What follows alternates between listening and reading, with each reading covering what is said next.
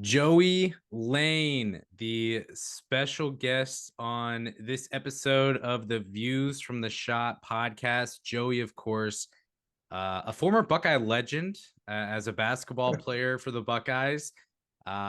Maybe more so on the South Pole than on the floor, but regardless, you need those types of players and contributors on the team. Joey, happy to have you back on the show. First question. Obviously, it's been a couple months since we've chatted. So, when's the last time you flossed? The last time I flossed, good question. I haven't flossed yet tonight, so um, I guess a little. We'll call it 22 hours ago. So you're telling me you're a daily flosser? I like to be. I had some popcorn tonight, so um, I'll be flossing tonight. Yeah. Okay, awesome. Yeah. So I'm actually I enjoy flossing. So I'll do it every couple of times a week, which at least for me is fun. It's something that I enjoy in my spare time, and more power to you. If you're going to be a regular flosser, you can join the club. But Joey, anything in that intro that I missed? Obviously, you've had a career at Ohio State as a basketball player, but anything else that you would add or contribute to about your own self here for anyone who whatever Buckeye sicko doesn't know who you are? I'm not sure how that's possible, but anything you want to touch on here as we get going? Yeah, man. I don't know. You did a great job. I don't know if there's anything I would add. I guess maybe you could throw in there Joey Lane Daily Flosser. But um, yeah, it's funny when anybody calls me a legend, and I don't mean this in any sort of negative way to you. It's just more generally speaking. I always find it funny because it's like super sarcastic, right? Like, I'm not a legend because I scored 2,000 points in my Ohio State career. We went to the Final Four. Like, I'm a legend because I'm a goofball. So I always find that funny, and I appreciate it, and I don't take it lightly. The term legend is pretty funny because a legend at Ohio State is like Michael Redd, Scooney Penn, Jared Sullinger, Aaron Kraft. Me and Mark Titus aren't necessarily legends. I wouldn't even put myself in the same category as Mark. So it's all very silly, very fun. I'm always here for it. So I appreciate it as always. Yeah, but the thing is though, like I you do kind of say that somewhat in jest, but it's almost harder for someone like you. Obviously, it's harder for you to make a name for yourself than a William Buford or whoever else may be out there who was like highly recruited at Ohio State and just made an impact on the floor. Like, obviously, you didn't make as much of an impact on the floor, but you're still very much in the spotlight now in Ohio State basketball. So, I mean, I think that that's something that you could potentially hang your hat on. Is that like, do you take pride in the fact that you like the career wasn't filled with accolades, but you're still very much in the spotlight? Yeah, of course. I mean, like I remember being an 18-year-old kid coming to Ohio State and like posting on Instagram the day I got to campus with some silly caption like, you know, every team has 15 players, but only one of them is a walk on or whatever, right? Like I'm outnumbered. It's harder to do what I'm doing than being a scholarship guy. Obviously, take that however you want to take it. But yeah, there's definitely some pride in and part of the reason why I went to Ohio State versus another school is the platform that it gives you and for the career that I wanted. Generally speaking, any career really, it gives you an opportunity to be in front of more people, to have a well-known name, to have a reputation, to meet incredible alumni. All that stuff is fun and great. And I'd be lying if I didn't say obviously I you know I love that. Obviously, it's part of the reason why I chose Ohio State, and like I would be a fool to not say that. You know, I enjoyed the spotlight, right? Like I wouldn't be doing what I did if I didn't like appreciate a good, you know, joke or two. So I'm all about it.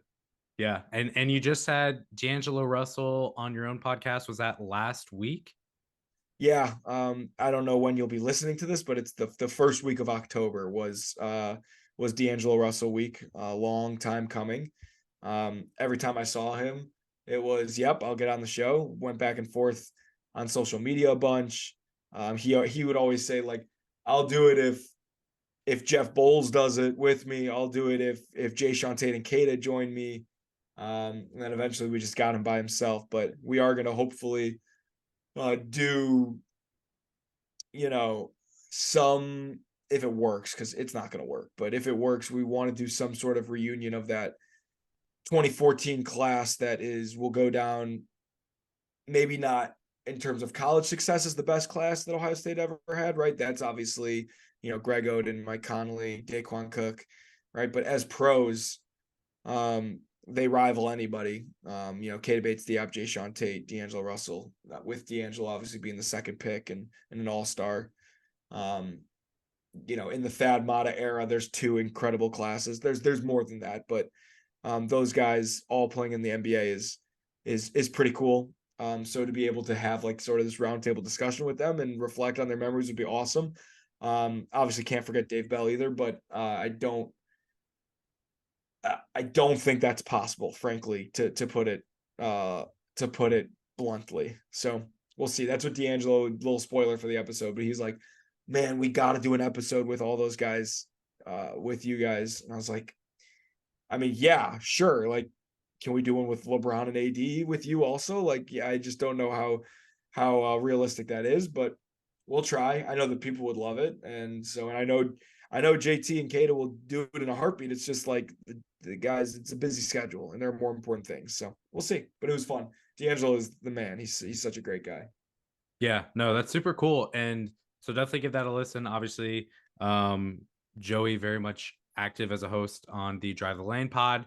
And then are you still contributing with Big Ten Network as well? I'm trying to get you as many plugs as possible here, but you're Yeah, no, still I appreciate it. I appreciate it. Yeah, every once in a while I'll do some social hit for Big Ten Network. In a perfect world, be calling some games in some way, shape, or form with them in the future. I mean, that would be awesome. I don't, again, we're talking realistic stuff. I don't know if that's a this year thing, if it's a next year thing, if it's a BTN plus thing, who knows? I have a good relationship with the guys over there. I am very close with a bunch of guys who call games for BTN already. So one day we'll see. Always keep practicing, keep my head up. We'll see what happens. But yeah, I would I wouldn't go as far as to say I'm a contributor for BTN, but an aspiring contributor for sure. sure. Awesome. Well, cool. I mean, the reason I'm most excited to have you here today is I think this particular part of the season preview series where we're talking specifically offense and defense. We already went through the front court, we already went through the back court and did the player specific profiles. Now we're going into offensively, how will this team flow? Defensively, what will the team look like? And you have potentially the most unique perspective of anyone out there, and the fact that you played college basketball, you played for Ohio State, you played for Chris Holtman, you know people that are close to the program. So you're kind of the best fit type of person who would want to talk to in regards to offense and defense preview. So that's why I'm super excited to have you here today. And I think your input will be very, very helpful. So let's talk. Let's start with the offense. I think the biggest thing that you think about heading into this season is that there's some pretty big voids to fill. Obviously, number one, with the leading scorer, Bryce Sensabaugh, being gone, he averaged 16 points per game last season. As you head into this season, the first question that I think about, that Buckeye fans probably think about, I get asked all the time, is who's going to step up and lead Ohio State in scoring this season? So before we even get to that point, what would you say are, or who would you say are some players who can fill in for Bryce Sensabaugh, some of his scoring? Buckeye's second leading scorer last year was Justice Suing with 12 points per game. So what names come to mind for you where you would say, hey, I think offensively this guy could shoulder the load this year? Yeah, I think it's a combo of guys returning and a combo, and the other obviously portion of that being some of the new guys, being whether it be transfers or freshmen. I see that the three main guys that I think will replace Bryce's, what was it, like 16 points a game? Mm-hmm. Um, the guys who will replace that are going to be the starting backcourt, and Bruce Thornton and Roddy Gale. Obviously, Roddy will have a significant uptick in scoring. Maybe it's not the Roddy Gale of the Big Ten tournament, but it's definitely not going to be the Roddy Gale from the regular season, where I more than expect him to average double digits. And then Bruce Thornton's going to take a step as well. I think that he's got all the confidence in the world. It's his team. I went to practice last week. Excuse me. And he was one of, if not the most vocal guys, him and Zed out there. Um, he was rock solid last year, and that's all he had to be, right? Because he had guys like Justice Suing and Bryce Sensabaugh who were, frankly, shooting almost every single time down the court, which they should. And Sean McNeil, who like guys, incredible, very gifted offensive talents. But now I think Bruce is going to be in a position where he's going to have to take and make more shots. He's going to shoot more threes. He's going to shoot threes off the dribble. Really, a lot of catch and shoot threes last year. He's so good in that mid range area with floaters and pull ups. Like he's got that down. I'd like to see him finish at a higher percentage at the rim and a higher percentage from three. And if he does that, he's going to have an uptick in scoring. He actually was sneaky good finishing around the rim last year, but in terms of the guy who is really going to step up and replace, so to speak, as much as anyone can, Bryce, is Jamison Battle from transfer from Minnesota. As good of a pure shooter as there is on the team. He's going to shoot. He's going to talk about take and make tough shots. He's going to take and make a lot of threes. He's a threat in the mid post, long post area, not a back to the basket guy, but he's a threat to post up in the long post. Proven Big Ten scorer. A lot of transfers come in to Big Ten schools. Maybe they're transferring up, and we've seen that doesn't work very well a lot of the times. You can look at guys that Ohio State has taken. You can look at guys that other schools have taken. It just doesn't work as much as you'd like it to. So the fact that he's transferring from a Big Ten school where he was the leading scorer, granted it was a bad team, but he was the leading scorer on a team. I think that's a big deal. I would imagine that a bare minimum he gives you 15 this next year. If he's giving you more than 15, that could either mean Ohio State's not good or Ohio State's great, which is funny. But I would imagine you look at replacing, call it 28 points, 30 points a game. I guarantee you that comes by way of Roddy Gale raising his point total, Bruce Thornton raising his point total, and then Jameson Battle giving you close to 14, 15, maybe 16 points a game, obviously with other guys filling in the cracks. So those are the three main guys that I look at. Yeah, and I actually spoke about this when Bryce Sensabaugh was done at Ohio State during the Big Ten tournament. He was declared out for the year. He averaged 16.3 points per game, but you look at him defensively, he was close to a liability, not to put him down. Obviously, he was incredible offensively, but defensively, there were some fouls. There was even lack of rebounding at times, and a lot of points being given up by the guy who he was guarding. So the way I see it, you don't really have 16 points per game to replace because, yeah, he scored 16, but he also gave up 4 or 5, a few shots every game as well. So maybe It's you a only great have to point. replace 10, 12 points from him. And then you mentioned Jamison Battle. So Battle last season, he averaged 12.4 points per game for Minnesota for a bad Minnesota team, that beat Ohio State. The year before that, he averaged 17 and a half points per game. I think the biggest difference with Jamison Battle junior year into senior year was the efficiency numbers were not good. He was barely over 30% from behind the 3-point line. His field goal percentage wasn't good. But the argument I made in the front court preview, talking specifically about Jamison Battle, was Ohio State has, like you mentioned, Bruce Thornton, Roddy Gale, Zed Key potentially scoring a lot as well. There's going to be a lot of guys up and down this roster who can shoulder the load offensively to where Jamison Battle, while every team in the Big Ten was game planning against Minnesota for Jamison Battle, and that's pretty much it. That's not going to be the case this year. So I think his scoring production can definitely go up. One player who you didn't mention, who I feel like a lot of people maybe are discounting what he can do, is Zed Key. Zed Key is actually the team's leading returning scorer from last year. He averaged almost 11 points per game. Obviously, the season cut short. He's dropped a lot of weight as well. I've said before that the success of Ohio State season hinges more on Zed Key than anyone else because there's so many different ramifications, so many different butterfly effects, essentially, with how Zed Key plays, where he plays, what he does, and things like that. So you mentioned Bruce Thornton. Personally, I think Bruce Thornton will be the guy who leads Ohio State in scoring. You mentioned Jamison Battle. You mentioned Roddy Gale. Roddy Gale is my breakout player for this year. What do you think about Zed Key and what he can bring offensively? Do you think that he can still he'll still average double-digit points per game, or do you think that won't even be a need? I mean, it'd be great if he did. I would not. I find it hard to bank on that for a couple reasons that I'll get into. But uh, first of all, I love Zed. He loves Ohio State. He looks phenomenal. He's in great shape. It's good to see him back out there.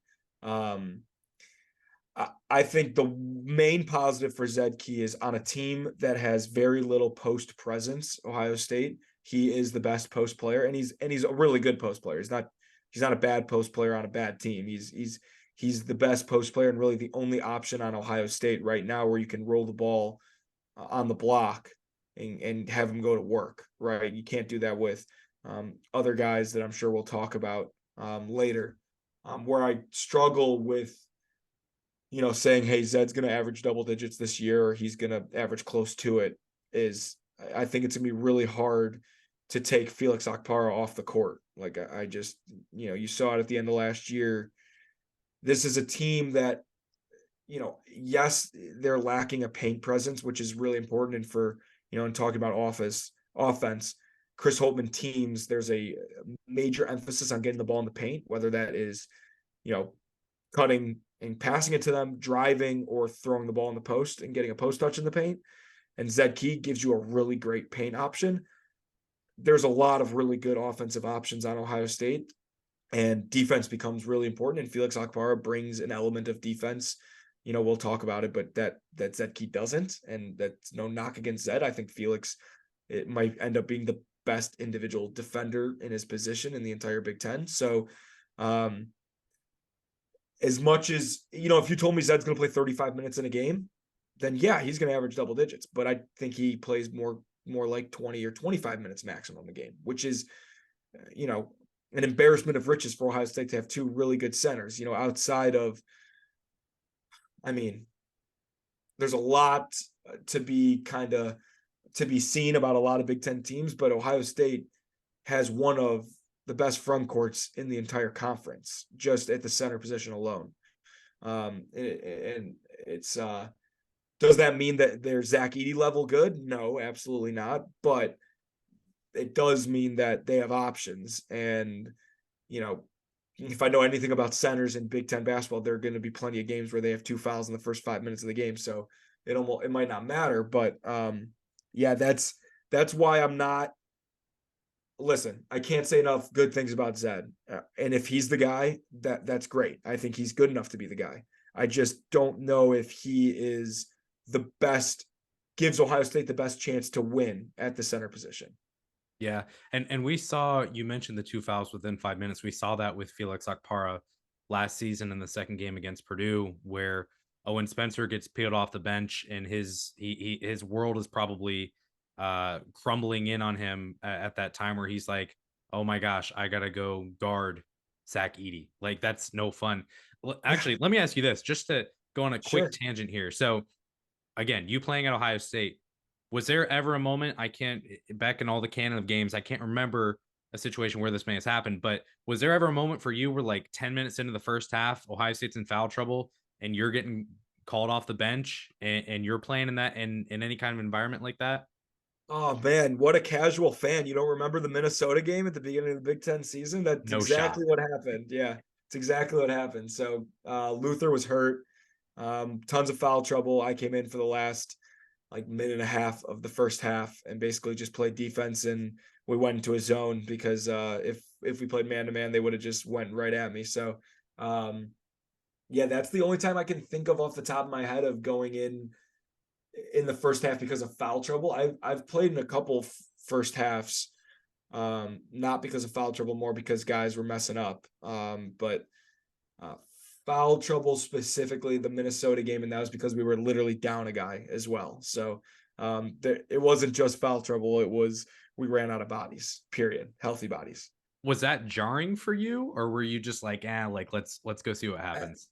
I mean, yeah, I mean, I wasn't surprised. I was always ready to play. I knew that, like, the conversations you have with the coaches, like it wasn't like, it was never that I wasn't good enough to play. It was this, there are better guys than me.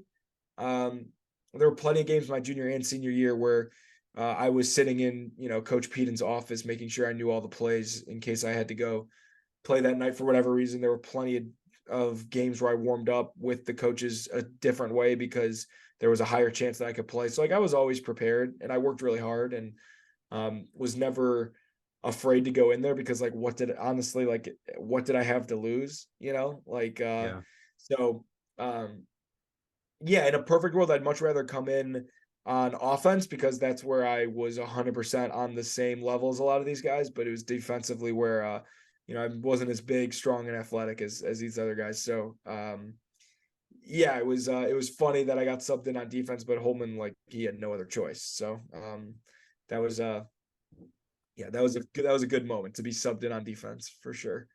Yeah, and I appreciate you unlocking that memory for me as well. That's deep within the archives, but yeah, the Luther Muhammad days and the injury to Luther Muhammad, um, yeah, that was what it was. But I mean, just to close this off, like if you could predict one player who's going to lead the team in scoring this year, who would that one player be in your eyes? um I'll give you a two-part answer. If it's Jameson Battle, that's kind of a little bit more expected to me. I think that he's proven it. He's going to get great opportunities. You look at the offense that Holman has ran in the past. The four spot is a really important player. EJ Liddell, Keita Bates Diop, Jay Sean Tate, you name it. Kyle Young, even. Those guys are going to have their opportunities, and a lot of plays are run for them, especially when Jameson Battle is as talented as he is. So I wouldn't be surprised if he led the team in scoring just because the four man has done it a lot for Ohio State.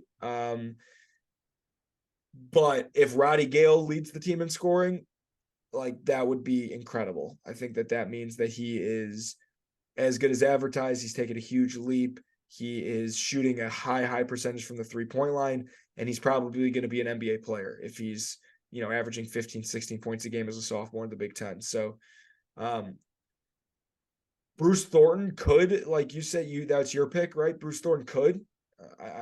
He could. That would mean that he's incredible. He's such an efficient basketball player. I don't think he's going to shoot enough to be the leading scorer. Think about point guards in the Big Ten that lead their team in scoring. I can't even name. I can't name one guy from my time at Ohio State.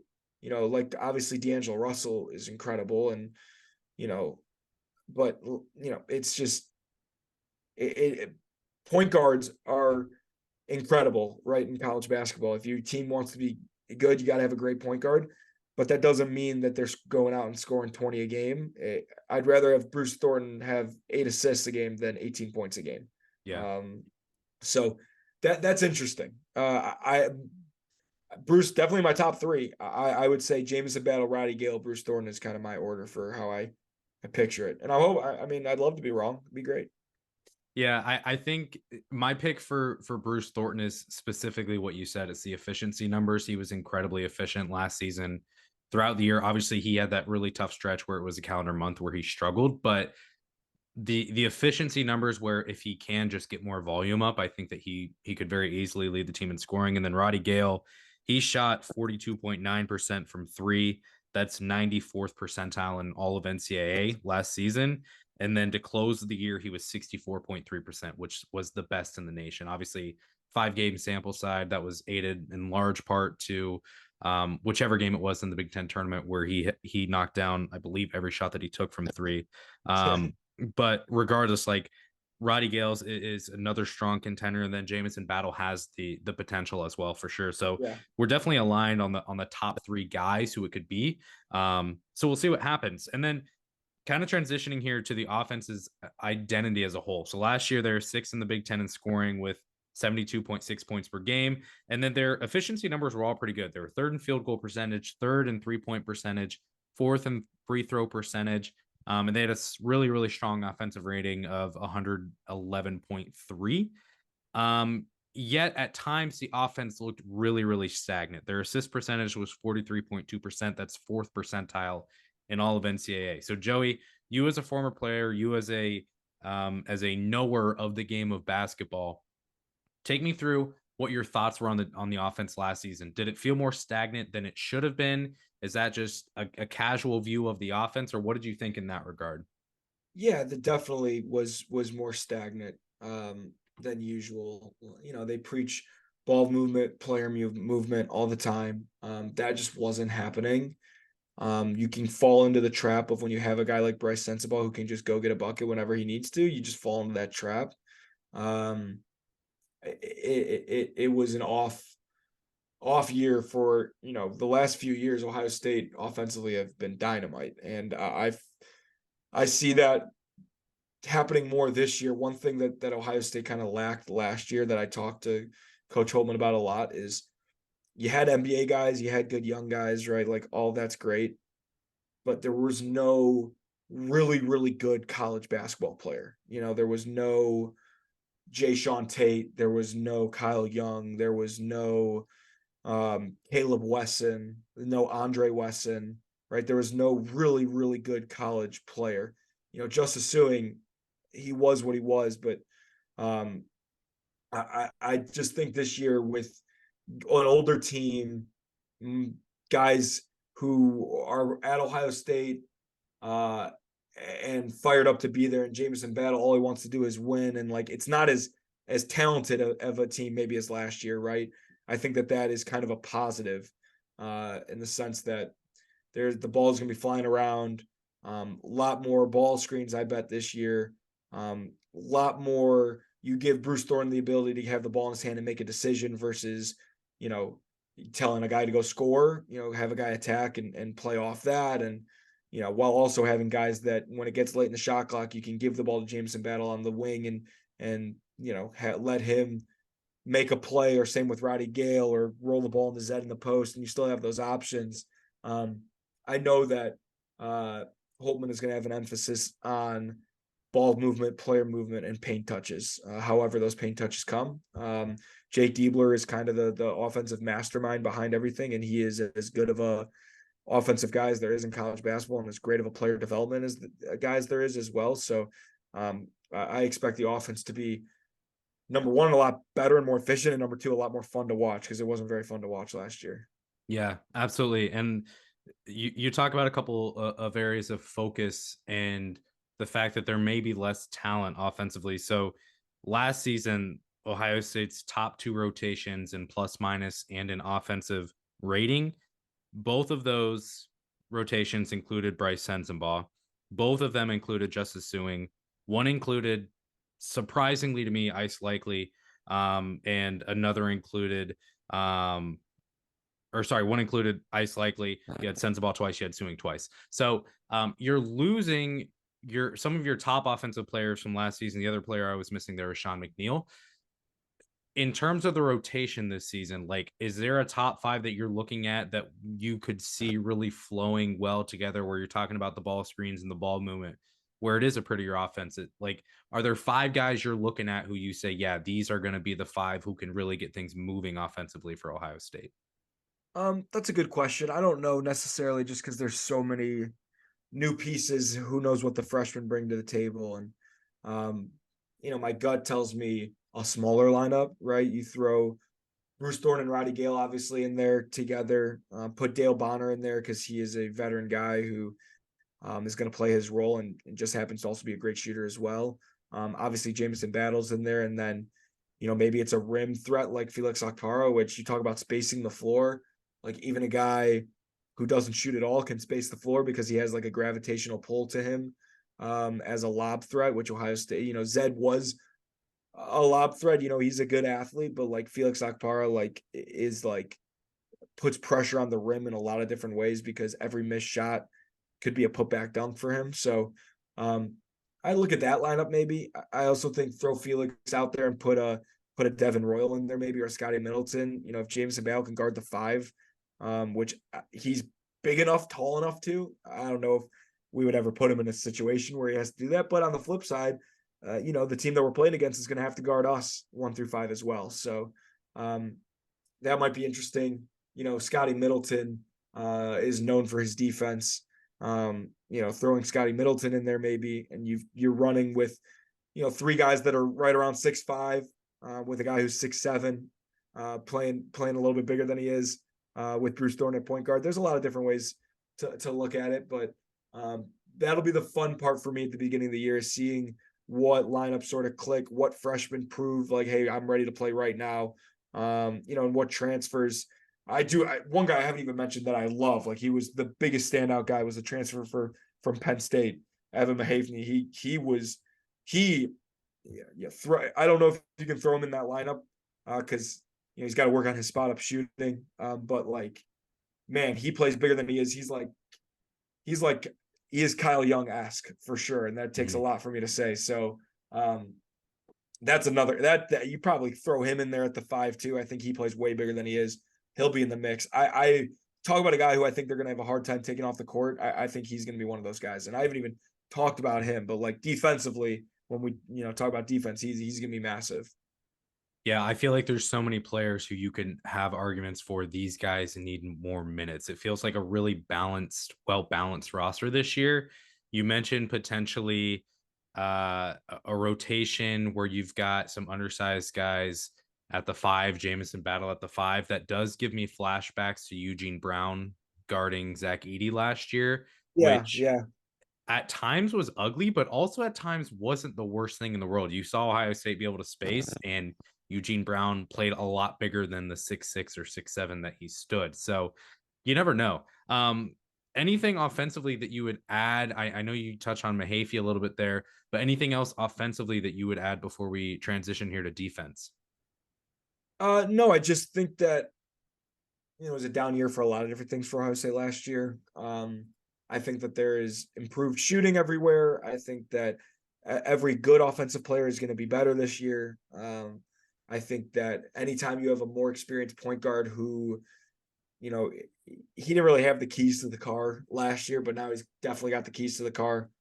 That's a positive. So I'm excited. I'm excited that all of the transfers that have come in are established high major transfers that bring something different to the table, especially offensively. Um, and uh, it'll be an interesting year. It might not look pretty all the time, especially at the beginning, but as this team who's never played together starts to form and mesh, I think that it's going to be a hard team to guard. Yeah, exactly. And one player we don't even mention or we haven't mentioned yet is Tayson Chapman, who I think could be very, very skilled offensively for Ohio State if he gets a chance to get some minutes early on, a top 30, 40-ish recruit. So a lot to be excited about for Ohio State. Defensively, Ohio State was not the greatest last year. At times it was somewhat ugly. You look at their numbers, high level, they were 10th in scoring in the Big Ten. They were 10th in field goal percentage given up at 43%. They were fifth in 3-point percentage given up, ninth in turnovers forced at 10.5 per game. And then they were pretty average as well at defensive rating. So this has been a focus that every single player, it feels like, has spoken about, along with Coach Holtman already at Media Day. They were all talking about how defense is going to be a focus, how they need to sit down and guard. Zed Key, I'm not going to say that he's throwing shade at potentially the team last year. And again, we talked about the lack of leadership. That was a huge area for Ohio State last year where no one was really stepping up. Bruce Thornton gets thrown into the mix toward the middle of the year.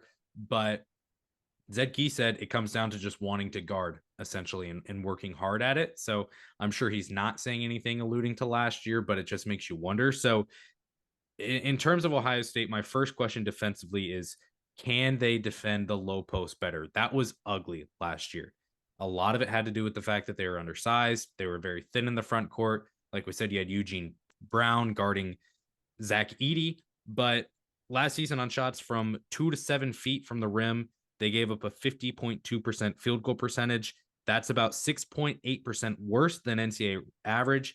That's not horrible, but it's very weak. So that's one area where Ohio State was not good. I think this year, and I've spoken about it, having Austin Parks, I don't know what kind of contribution he's going to have to Ohio State in year one. It's probably not going to be huge, but the fact that he comes in at 6'10, 250 with an actual Big Ten center body, I think that's huge for Ohio State. But Joey, what are your thoughts on Ohio State defending in the front court, defending in the paint at the rim?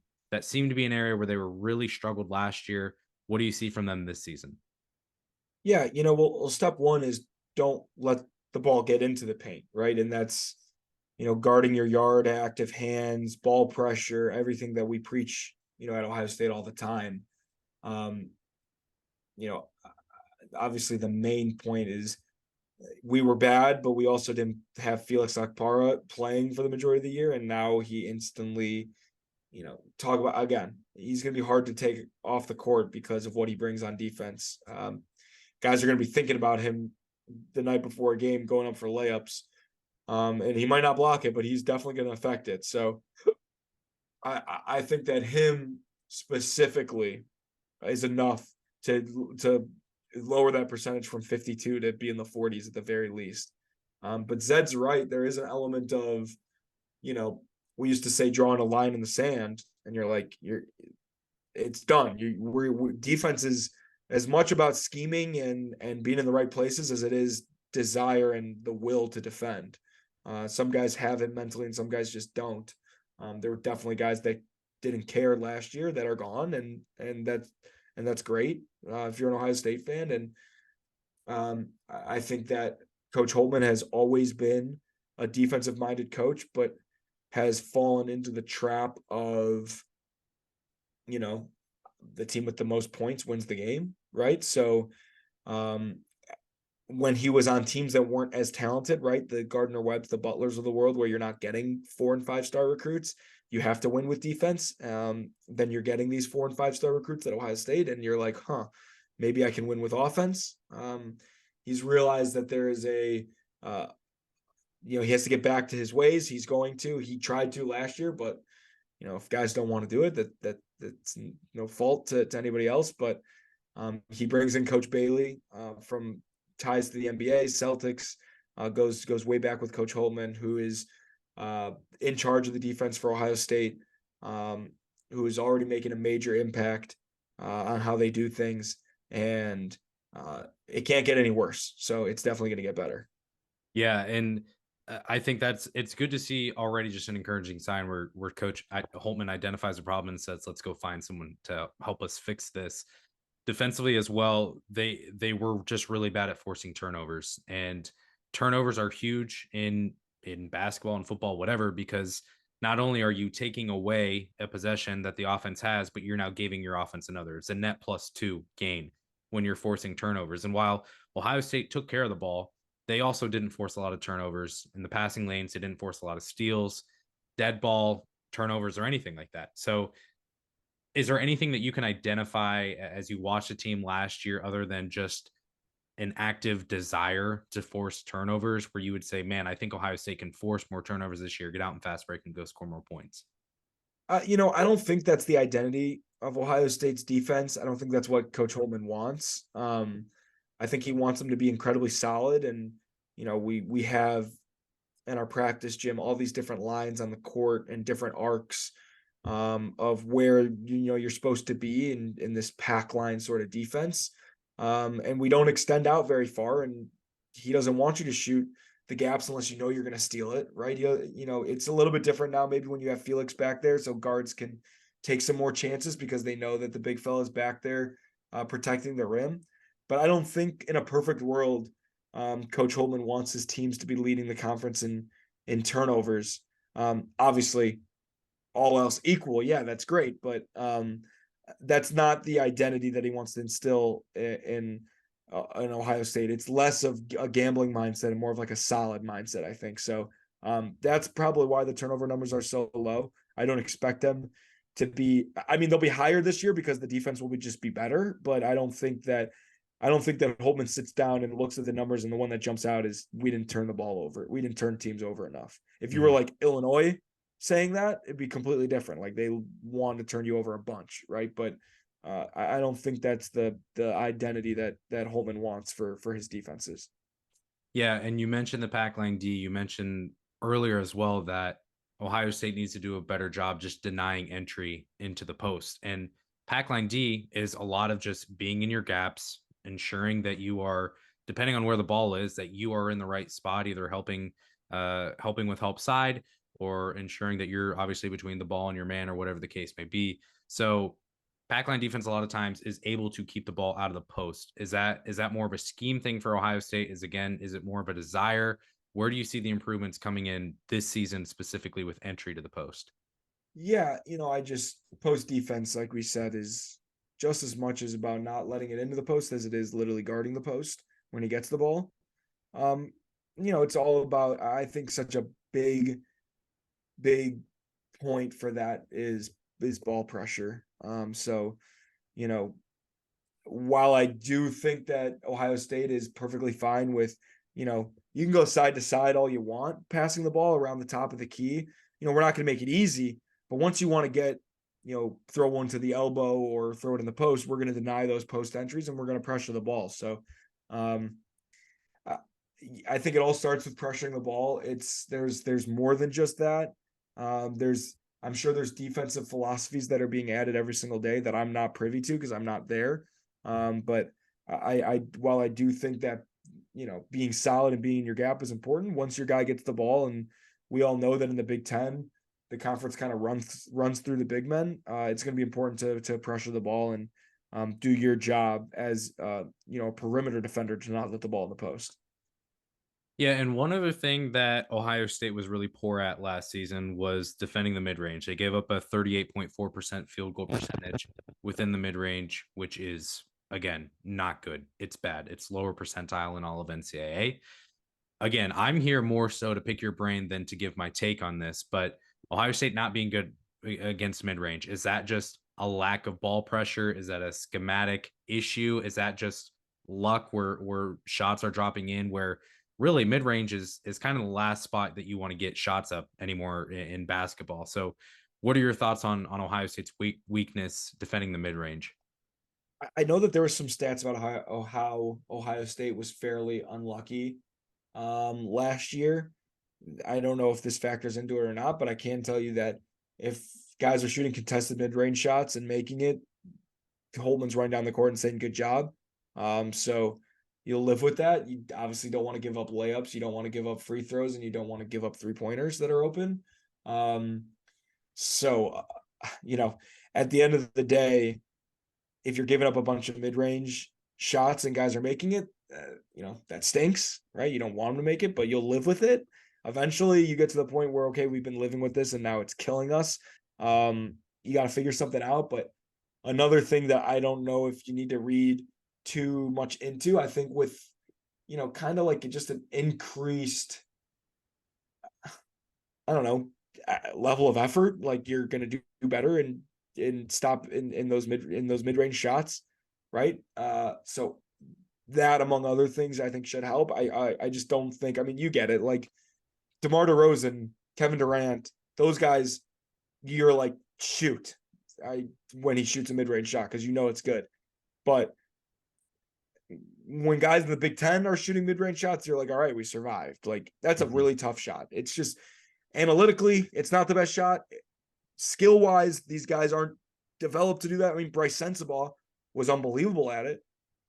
So yeah, I'm hesitant to be like, yeah, that we got to get that fixed because water will find its level with mid range jump shots. I think. Yeah, I totally agree. Unless you've got guys like you said who are very good at shooting mid range. I remember EJ Liddell just a couple years ago at Ohio State. He Yeah, was a guy who you can get two hands in his face and it doesn't matter. That shot doesn't is matter. going down. Somehow he poured it in, and that allowed him to make his way to the NBA, hitting that shot consistently. It was incredible to watch, and I had a feeling that any team defending him is saying, "Well, we did what we could. Like, there's not really much we can It's do, and at least unstoppable. yeah, and it's 2 points, not 3. So, if Ohio Yeah, State's really bad at defending the 3 compared to the 2, then it's more of a concern, but the Buckeyes weren't all that bad at defending the 3, and yeah, there you mentioned the unlucky metrics, which I have no idea how those are calculated, but that's yeah, another factor too, is that you would expect the luck if Ohio State's unlucky defensively last season, they should be lucky. Law of averages said that they'll be more lucky this season defensively. So, that's hope obviously so. encouraging as well. Yeah, and again, the mid-range, it's a metric they weren't great at, but it's like, how much does that really matter? So we'll Right, see. I agree. I'm with you there. And then I think last thing that I would want to touch on for the defense is we have spoken about it so much. Felix Akpara, like even if he's not swatting shots, affecting shots, his presence is just going to be felt defensively for Ohio State. No Are there any doubt. other players who you've identified who you think can step up and be a stickler defensively and really help Ohio State out, maybe needing less help, maybe getting beat less often, whatever the case may be? Anything there where you're like, man, I'm excited to watch this guy put the clamps on someone this year. Yeah, I mean, I think Roddy Gale will probably guard the other team's best player on the wing most nights. I think Scotty Middleton has a chance to be an incredible defender, and with that comes, late game moments. He's 6'7" and athletic. Like, dude was doing between the legs dunks after practice, like by accident. But I also think Evan Mahaffey, like he is 6'6" and versatile and long and rangy and athletic. And I mean, he did it at Penn State. Like, I think he's going to be able to guard, 1 through 4, 4 through 2 through 5, whatever it is, right? Like, there's going to be plenty of opportunities for him to make a case on being as versatile a defender as we have. There's shades of Kyle Young to him in a very positive way. He's the guy that kind of sticks out as, what kind of versatility can Ohio State have? And I think that he's included in that. Yeah, and one other player I would add, and I'll just say again, like I really, really do like the way Chris Holtman assembled the roster this year, where we're focusing on some guys when it comes to offense, and now when we talk about defense, we're focusing on a brand new set of guys. And again, I think it's a really well balanced roster in that regard. The Yeah. other player who I would mention for Ohio State is Dale Bonner. His counting stats, and there's probably no Buckeye basketball casuals listening right now. If you are, then you will get learnt. But most people listening to the show are basketball sickos for Ohio State, and they know about Dale Bonner. They know that his counting stats, you roll your eyes at if you're a casual.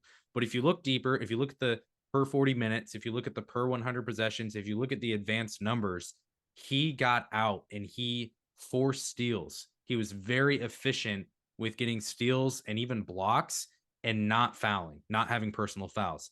So that's something I'm excited for as well is can Bruce Thornton guard effectively? We don't know yet, but if you need someone to step in and potentially guard a one or a two, I think Dale Bonner is going to be your guy as well. So I'm really excited to watch him play. Yeah, I think that's a great point. I think that he is going to play. He is going to play more than a backup point guard. I really do think that he's going to play alongside Bruce a lot. I think that he's very underrated, undervalued, not talked about enough. Obviously, we didn't talk about enough on this show. Um, he comes from a winning culture. He's was on a national championship team. He is he is like lanky and sneaky long and athletic and brings a different dynamic, and like he was all up in Bruce Thornton in practice, guarding him almost full court. So yeah, I expect him to be a very good piece as well, without a doubt. Yeah, 100%. Um, offensively, defensively, any thoughts that you feel like you didn't get the chance to cover that you wanted to today, or just Ohio State basketball in general? Oh, I don't think so. I mean, I feel like we've touched every player outside of the the walk on. So shout out to Colby and Owen. But yeah, you know I don't know. Again, I don't know when this is releasing, but uh, make sure you get out and support the team. If I'm sure we'll be tweeting about it. But Buckeyes on the Blacktop, as we're recording this, is tomorrow. You should support those guys. I'm excited for this year just because there's a lot of expectations in the sense that if it doesn't go well, who knows what is the future of the program. And I know that hungry dogs always run faster, so I'm excited about that. Um, I think that, like you said, the roster is very well put together. Guys who really care, guys who are a little bit more proven, a little bit more veteran, and some really good college basketball players. So it should be an exciting year. And I mean, I do think it's fair to say that Ohio State is in the upper half of the Big Ten this year, and that can mean as high as the third best team and as low as the eighth best team, right? But I expect them to ride the momentum from the end of last year and have a pretty successful season. Yeah, for sure. And when you finish under 500 at Ohio State, that just establishes a fire in you that most Ohio State teams don't have. And for Yep. good reason, I guess I would say. And Joey, I'm only going to hold you to this if you're wrong. So no pressure. But if you could pick where Ohio State will finish in the Big Ten this season, where would you say specifically 1 through 14? Give me a number. I would say anything I mean, anything above 6 is a great start. That means that means you have a chance to, in theory, to win the Big Ten tournament. You are in the NCAA tournament. You've had a very solid year. You're probably above 500 in the conference standings, right? I think 6, really 8 is the bare minimum, but I think 6 is a really good threshold to gauge how good the team is. Um, but my prediction is going to be 5. I'm going to put them at 5 because I putting them at 4 in the double bye is like, they're probably listening to this and being like, oh man, like I'm going to be burdened by Joey Lane's expectations. So I'm going to say 5 because I do think that this team is better. It is in the upper echelon of the Big Ten. It's not quite with the same status as the big dogs like the Purdue's and the Michigan States, but I do think they're just as good as the Illinois and the you name it, in that Maryland, in that middle pack. And it's just a crapshoot, man. Like it's just you got to get a little lucky. We have a really good schedule. We don't go to some of the tougher places. But yeah, I'm gonna go with 5. That's what I'm gonna roll with. Um, you know, I could change my mind over the first few games of the season for better or for worse. Once you see this team like come together and play, like they return a fair amount from that Big Ten run they made, right? 4 of those guys that were contributing a ton are gonna come back and play a ton, but there are some new faces that are going to be extremely big pieces to the puzzle. So I'm excited. We'll just have to wait and see. Yeah. I've said since the roster was established that this should be a team in February competing for a double bye in the Big Ten tournament. Not necessarily getting there. I won't put that burden on them as if they care what I would say or as if they'd listen in the first place. But the team, the talent wise, the roster makeup, and all those types of things. And you mentioned the schedule. I mean, the schedule really could not have panned out any better for Ohio Yeah. State. There's maybe 2 tweaks that I would make in that schedule in terms of who they're playing and when they're playing teams. But man, it works out really, really well for Ohio State. They're going to be battle tested too with the non conference slate that they've got. So that's encouraging. But this definitely feels like a roster that is going to be competing for double bye and definitely at least getting a bye in the Big Ten tournament you would expect. So, Yep. Joey, appreciate you joining today. It's always a blast getting to hear your perspective as a former player, as still being close with the program. It's hard to get people like that with that type of unique perspective and get them talking Ohio State basketball. So appreciate that. Anything else you'd like to plug or brag about before we take off? No, I think we've covered it all. I appreciate it. Always fun getting to chop it up with you. If you want to hear more about Ohio State in maybe a less serious, more funny way, I'm over at Drive the Lane podcast with my co-host Andrew Zolden. I would imagine that if you're listening to this, you've probably listened to Drive the Lane at some point as well, just because there are not very many insane, for lack of a better term, Buckeye fans that are listening to a ton of podcasts about Ohio State unless they like to be tortured in some sense. So um, that's where you can find me at Joey Smoke 14 on Twitter. Always chopping it up with everybody on there. And um, this is fun, man. I don't get to come on many shows and be very serious and articulate my thoughts. And I always appreciate you being willing to listen and have me rant a little bit. Yeah, absolutely. Always happy to have you on. By the way, just so people know, Joey did bully Andrew off of this specific episode. Andrew, we're planning to have him on, and Joey said, "No, I want that. Give it to me." So here's Joey, and we'll have Andrew on later on in the season preview series. So yeah, Joey, thanks so much for being on. Really appreciate it, and we'll chat soon, I'm sure. Awesome, man. Thanks again. Always a blast.